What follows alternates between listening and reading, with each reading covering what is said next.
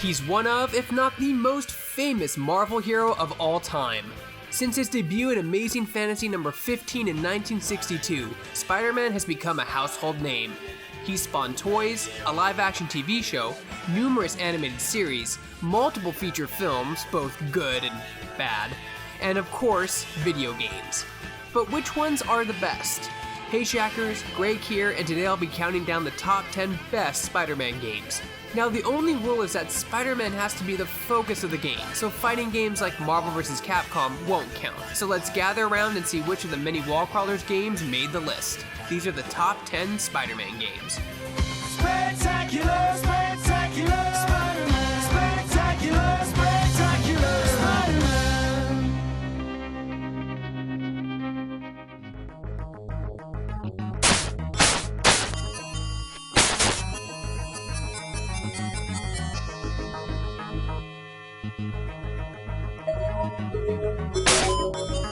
One of the first games I remember playing on my Sega Genesis, Spider-Man vs. the Kingpin may not be open world or have amazing 3D graphics, but the one thing it did have was fun platforming and a mini boss forklift fight. Yeah, I bet you've never seen Spider-Man fight a forklift.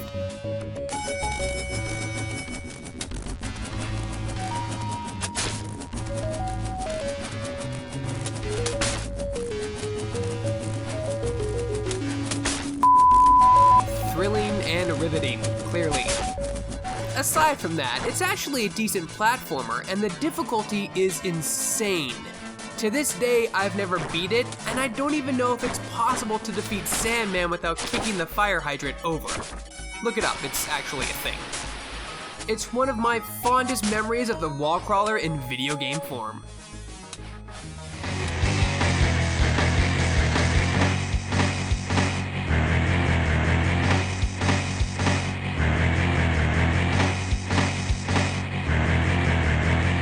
The classic side-scroller beat-em-up featured both Spider-Man and the anti-hero Venom. The game was a cool take on the Spider-Man universe and loosely followed the Maximum Carnage story arc, with a ton of hero cameos like Cloak and Dagger, Iron Fist, among others.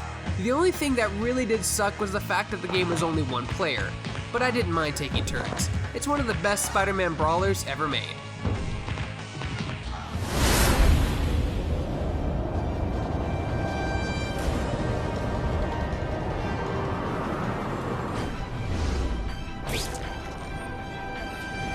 Movie tie-in games are often lacking. However, if you could get past the terrible face animations, The Amazing Spider-Man 2 was a good game.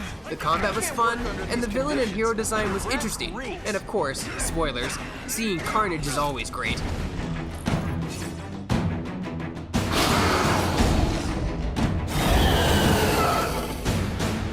The multiple costumes were fun to unlock, and like the first Amazing Spider-Man, the costume taking damage over time was a nice touch. Movie tie-in games and Spider-Man have, for the most part, been pretty good, especially when you consider how bad they all could have been. Well, enough said. Anytime you need inspiration, I'll be right here.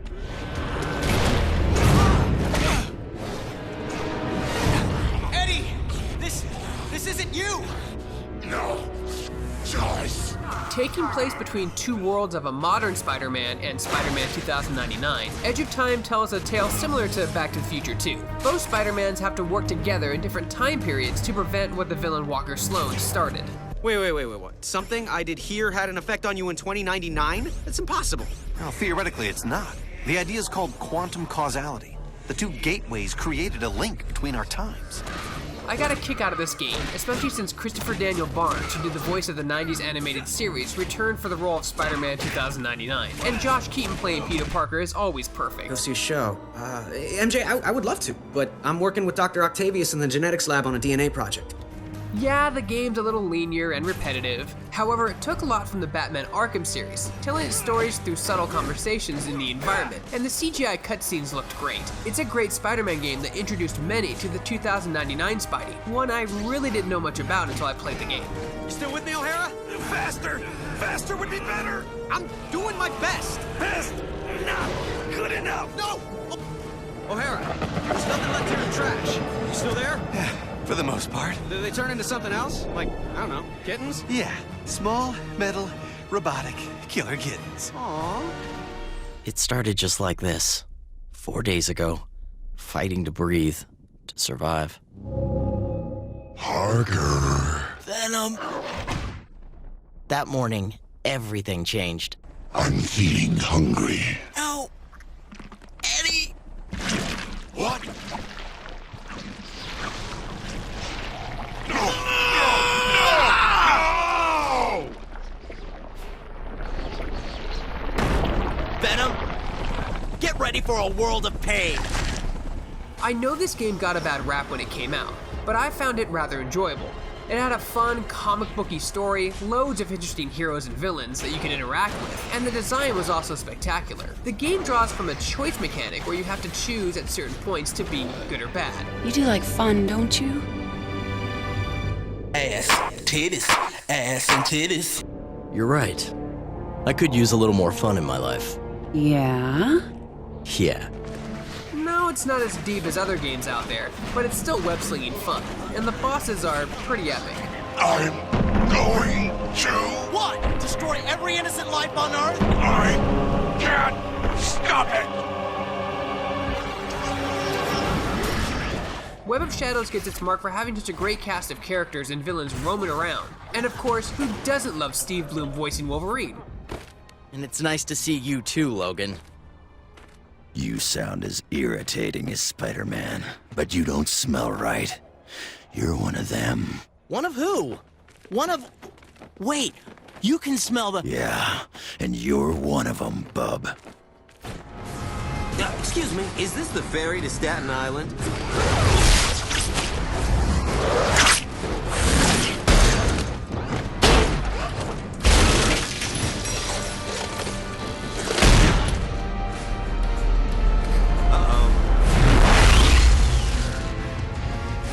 I love dungeon crawler games, and when you combine the best of what the Marvel Universe has to offer with the classic dungeon crawler formula, you get Marvel Ultimate Alliance. Now, some of you may be wondering, hey Greg, but Spider-Man isn't the focus of this game, so it doesn't count, right?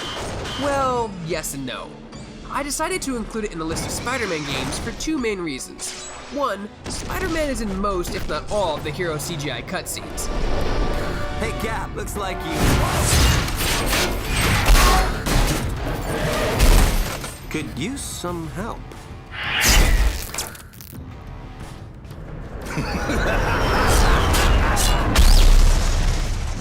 That dude scares me. And two, you're also given the option to play as Spider-Man for the entire length of the game. And he does have some fun interactions with other NPC characters. Mysterio! Jeez, it's good to see you. Still got a fishbowl for a head, I see. Spider-Man, do you always have to be a half-wit? So, it counts in a way. Ultimate Alliance has something for any fan of the Marvel Universe, and the character roster is huge, and each one feels unique and different to boot. Building your custom superhero dream team has never been more enjoyable. As long as it has Spider-Man in it. You have to put Spider-Man in it. If you don't put Spider-Man in it, then it can't be on the list, so it has to have Spider-Man, all the time. Am I dead? Why does heaven smell like a wet dog? Oh wait, never mind.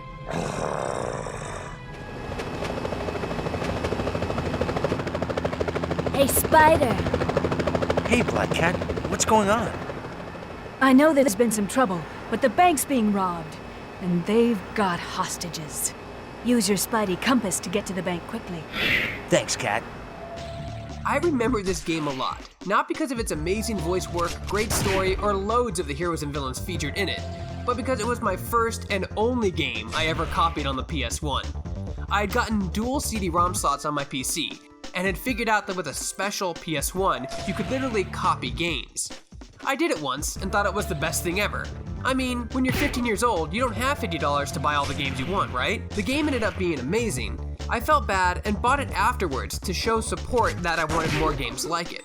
And it worked.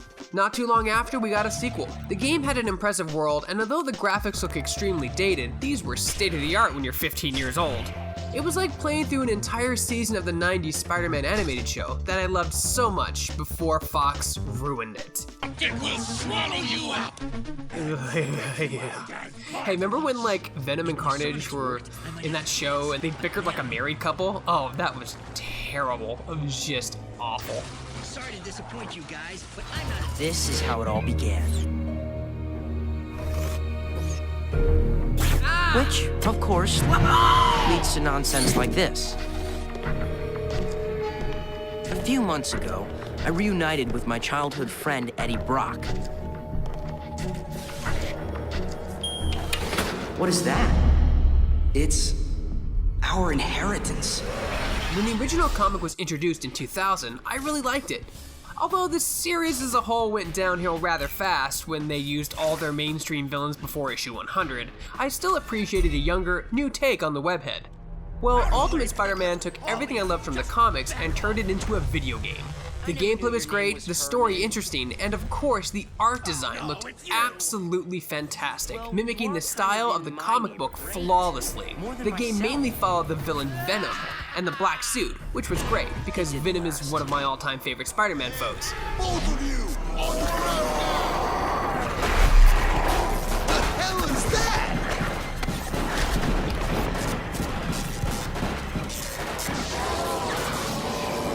On top of that, you got to play as Venom as well. Yay! Balloons!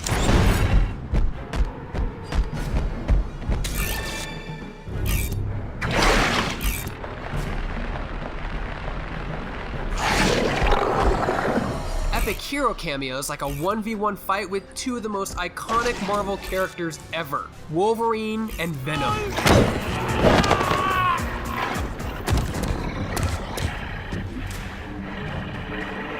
Nice mess.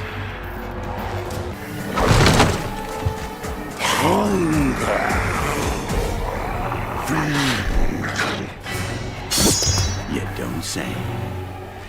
And it was one of the best Spider-Man games I ever played on my GameCube. The tablet of order and chaos. Selling you on the black market is gonna make me a mint. Good, you can use a mint. Ugh, I can smell your breath from here. Spider-Man? Wait, how would you eat a mint through that fishbowl?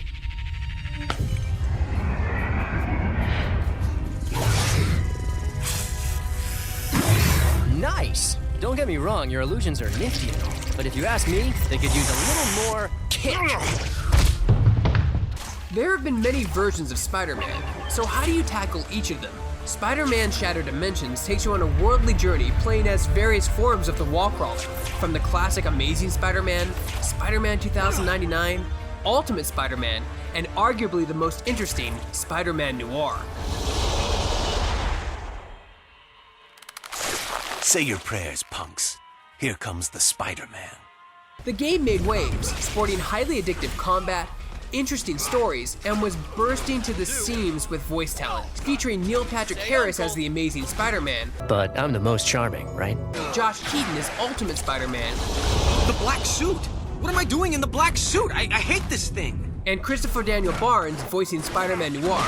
And it was kind of a big deal since this was the first time he'd returned to voice a Spider-Man character since the animated series ended in 1998. Are you gonna stand there babbling all night, or are we gonna end this? You! That's me.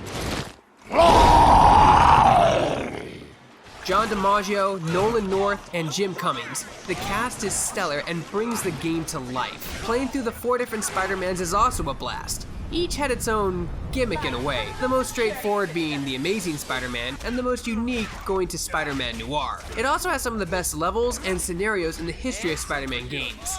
Name me a Spider-Man game that has something as crazy as Deadpool owning his own reality TV show that Spider-Man is forced to compete on so he can get the object that he needs to progress forward.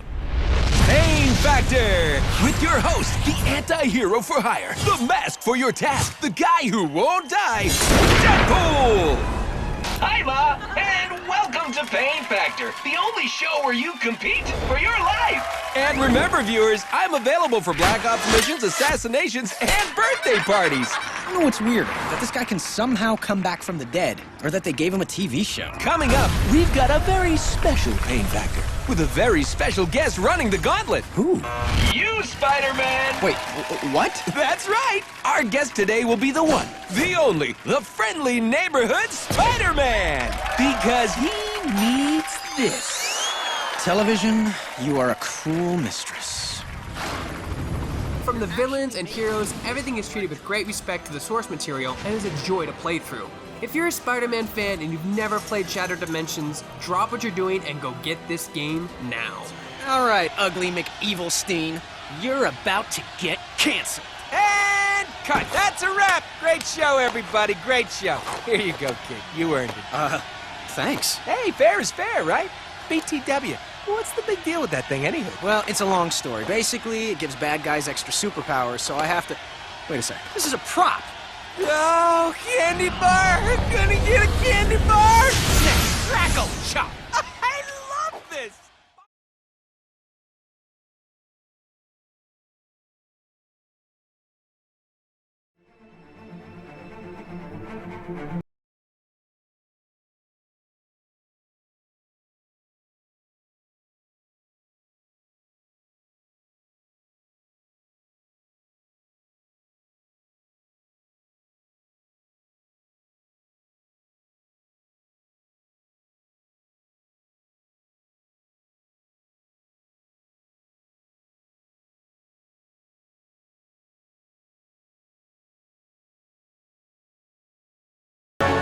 It was the movie game that didn't suck. Spider-Man 2, the video game, was based on the 2004 live-action film of the same name. The game features a spectacular open world of Manhattan Island that you could freely explore. The full cast of the feature film returned to do the voices for their characters, like Tobey Maguire, Kristen Dunst, and Bruce Campbell is your tutorial/tour guide throughout the entire game. Well, sequel time already, huh? Welcome back, I guess. I'm sure you miss me more than I missed you. But what the game really nailed spot on was the web slinging.